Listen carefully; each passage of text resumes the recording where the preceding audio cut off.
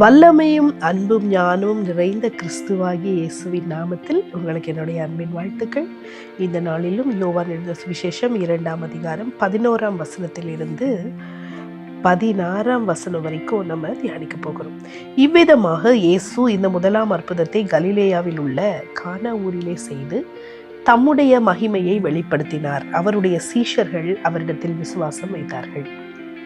அதன் பின்பு அவரும் அவருடைய தாயாரும் அவருடைய சகோதரரும் அவருடைய சீஷரும் கப்பர்நகூமுக்கு போய் அங்கே சில நாள் தங்கினார்கள். பின்பு யூதருடைய பஸ்கா பண்டிகை சமீபமாக இருந்தது. அப்பொழுது இயேசு எருசலேமுக்கு போய் தேவாலயத்திலே ஆடுகள் மாடுகள் புறாக்களாகிய இவைகளை விற்கிறவர்களையும் காசுக்காரர் உட்கார்ந்திருக்கிறதையும் கண்டு கயிற்றினால் ஒரு சவுக்கை உண்டு பண்ணி அவர்கள் யாவரையும் ஆடு மாடுகளையும் தேவாலயத்துக்கு புறம்பே துரத்திவிட்டு காசுக்காரருடைய காசுகளை கொட்டி பலகைகளை கவிழ்த்து போட்டு புறா விற்கிறவர்களை நோக்கி, இவைகளை இவ்விடத்திலிருந்து எடுத்துக்கொண்டு போங்கள், என் பிதாவின் வீட்டை வியாபார வீடாக்காதிருங்கள் என்றார்.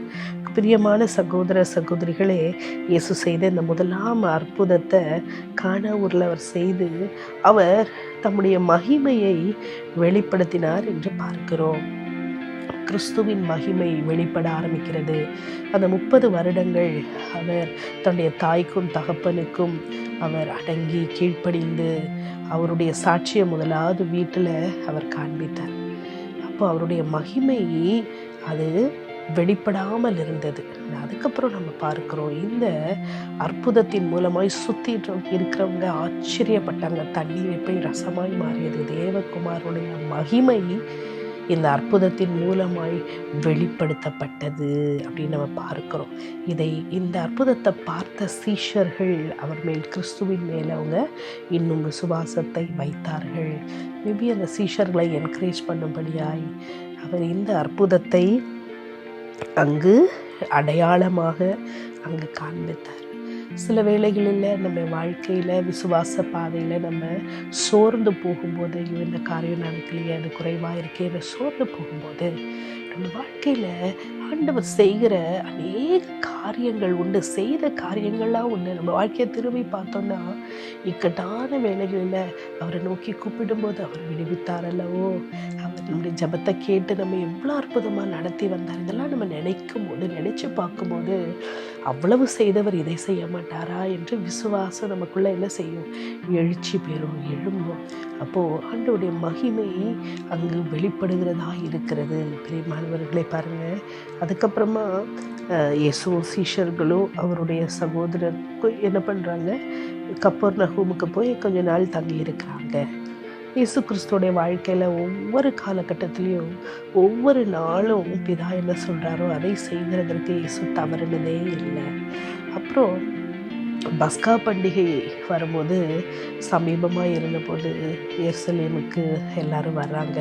அப்போ தேவாலயத்தில் இயேசு கிறிஸ்து ஒரு காரியத்தை செய்கிறார். அந்த தேவாலயத்தில் வந்தபோது அந்த வியாபாரிகள் வியாபாரம் பண்ணுறதுல மும்முரமாக இருந்தாங்க. இயேசு கிறிஸ்துவினால் அதை பார்த்து அவர் சகிக்க முடியலை. உடனே அவர் என்ன பண்ணுறாரு? எல்லாவற்றையும் அங்கே கவிழ்த்து போட்டு அவர் சொல்லுகிறார், என் பிதாவின் வீட்டை இப்படி நீங்கள் ஆக்கிட்டீங்களே அப்படி சொல்லி அவர் அங்கே ஆதங்கப்படுகிறதை நம்ம பார்க்குறோம். இதை வியாபார வீடாக்காதீங்க. இதுலேருந்து நம்ம என்ன கற்றுக்கொள்ளுகிறோம்? ஆதாயத்துக்காக ஏதோ ஒன்று நமக்கு கிடைக்கும், ஏதோ ஒரு நன்மை கிடைக்கும்ன்றதுக்காக, பணத்துக்காகவோ பதவிக்காகவோ புகழுக்காகவோ பேருக்காகவோ நம்ம தேவாலயத்தில் நம்ம போய் அங்கே இருக்காதபடிக்கு நாம் பயத்தோடும் பக்தியோடும் ஆண்டவரை முழு இதயத்தோடு தேடுகிற எண்ணத்தோடு கூட நம்ம தேவாலயத்திற்கு நம்ம போக வேண்டும். இன்றைய காலகட்டங்களில் வேறு நோக்கங்களுக்காக சபைகள் ஊழியங்கள் செயல்படுகிறது.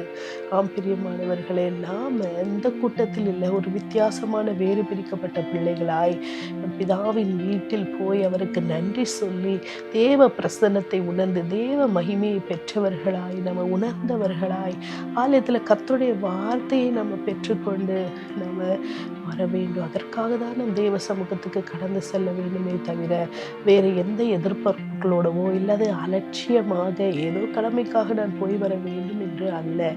அப்போது பாருங்கள், இயேசு கிறிஸ்துவோட வாழ்க்கையில் அவர் இதில் மிகவும் ஜாக்கிரதையாக சரியாக இருந்தார்.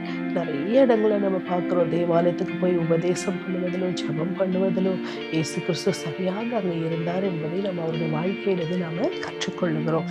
இன்றைக்கு ஆண்டவர் நம்மோடு கூட பேசின காரியம், ஆண்டவர் செய்தார் நம்முடைய வாழ்க்கையில் செய்த அற்புதங்களை நினைத்து பார்க்க வேண்டும். நம்ம வாழ்க்கையில் சோர்ந்து போகும்போது, விசுவாசத்தில் குறைவுபடும் போது, நம்முடைய வாழ்க்கையில் கர்த்தர் செய்த அற்புதத்தை நம்ம நினைத்து அதை ரீகால் பண்ணும் பொழுது நம்முடைய விசுவாசம் தட்டி எழுப்பப்படுகிறது. அது மாத்திரம் இல்லாமல் நாம் பிதாவின் நடத்துதலின்படி, தேவ சித்தத்தின்படி நாம் செயல்பட வேண்டும். மூன்றாவது நம்ம பார்க்குறோம், நம்ம தேவாலயத்திற்கு போகிறது நோக்கத்தோடு கூட, தாகத்தோடு கூட, வாஞ்சையோடு கூட, இருதயத்தில் எப்படிப்பட்ட சிந்தையோடு நம்ம போகிறோம், எதை நோக்கி போகிறோம், எதை தேடி போகிறோம் என்பதை அறிந்து நம்ம செயல்பட கவனமுள்ளவர்களாக இருக்க நம்ம பிரயாசப்படுவோம்.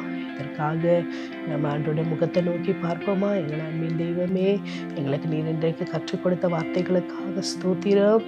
தகப்பனே, எந்த எதிர்பார்ப்பும் இல்லாமல் பிதாவின் சித்தத்தை நீர் செய்து முடித்தது போல நாங்களும் தகப்பனே பிதாவின் சித்தத்தை செய்ய கர்த்தர் எங்களுக்கு கிருபை தருவீராக. அவருடைய வழி நடத்துதலை நாங்கள் அப்பா பின்பற்ற கர்த்தர் உதவி செய்வீராக. அது மாத்திரமல்லாமல் ராஜாவே, ஆண்டவரே, எங்கள் வாழ்க்கையில் நாங்கள் சோர்ந்து போகும்போது, விசுவாச குறைச்சல் உண்டாகும் போது, எங்கள் வாழ்க்கையில் நீர் செய்த அற்புதங்களை நாங்கள் நினைத்து பார்த்து உமக்கு நன்றி சொல்லி எங்கள் விசுவாசத்தை உறுதிப்படுத்த கர்த்தர் நீர் கிருபை தாரும். ஆண்டவரே தெய்வமே, நாங்கள் சபைக்கு ஆலயத்துக்கு போகும் பொழுது எங்கள் இருதயத்தை ஆயத்தப்படுத்தி உம்மை மாத்திரம் தேட, இருதயத்தில் உம்மை மாத்திரம் வாஞ்சித்து நாங்கள் தேவ சமூகத்துக்கு கடந்து போக கர்த்தர் கிருபை தாரோம். எங்கள் வாழ்க்கையில் உள்ள குறைகளை மாற்றுங்க ஆண்டவரே. நீர் எங்களுக்கு வெளிப்படுங்க. உம்முடைய வார்த்தை எங்களுக்குள்ளாய் கிரியை செய்யட்டும். துதி கன மகிமையாவும் உமக்கே செலுத்தி இந்த இயேசுவின் நாமத்தில் ஜெபிக்கிறோம் ஜீவனுள்ள பிதாவே. ஆமென், ஆமென்.